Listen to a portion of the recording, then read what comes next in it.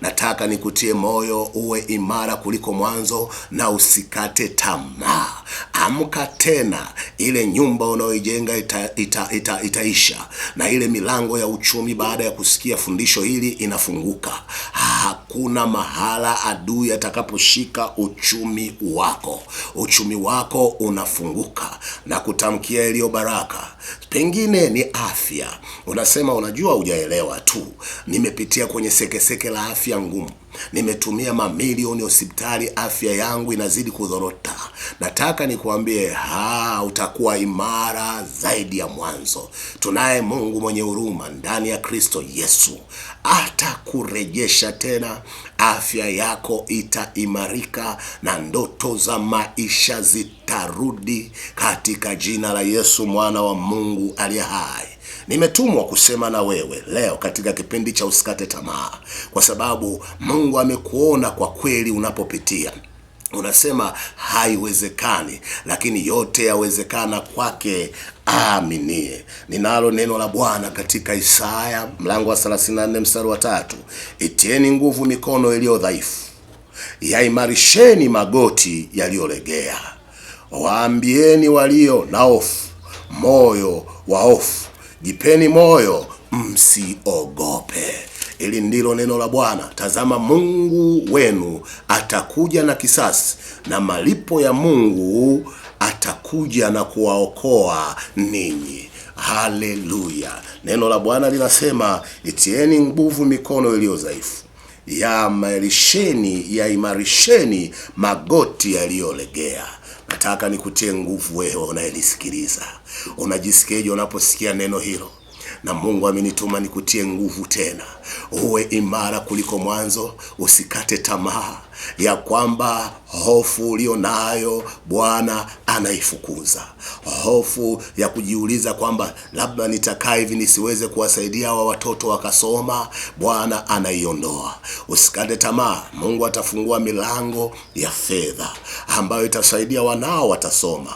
Hofu ya kufikiri kila saa wewe ni wa kudharaulika, wewe ni wa kusemwa vibaya, usikate tamaa. Wanadamu wanaweza kukusema, wanadamu wanaweza kukudhihaki, lakini aliyekuumba ndio amenituma nikuambie uwe imara kuliko mwanzo, usikate tamaa. Ndugu msikilizaji, kwenye kipindi chetu hichi, neno langu la mwisho ni kutoka Waefeso 6:10. Maandiko yanasema, hatimaye mzidi kuwa hodari katika Bwana na katika uwezo wa nguvu zake. Wow! Sio uwezo wa nguvu zako. Soma vizuri lile andiko. Hatimaye mzidi kuwa hodari katika Bwana na kwa uweza wa nguvu zake. Sio uwezo wa nguvu zako. Uweza wa nguvu zake. Nataka nikutengeneze kila kitu kwenye maisha unachokiona kigumu, uanze kusema kwamba hichi nitatenda kwa nguvu za Bwana. Kila hali unayoiona ngumu, useme kwa nguvu za Bwana hichi nitafanya. Hicho ndicho ambacho Paulo kilimsukuma akawa anasema, na yaweza yote kwake anitiaye nguvu. Amka sasa, usikate tamaa. Somo letu linalosema imara kuliko mwanzo linakutaka usikate tamaa. Amka uwe hodari katika Bwana na uwezo wa nguvu zake.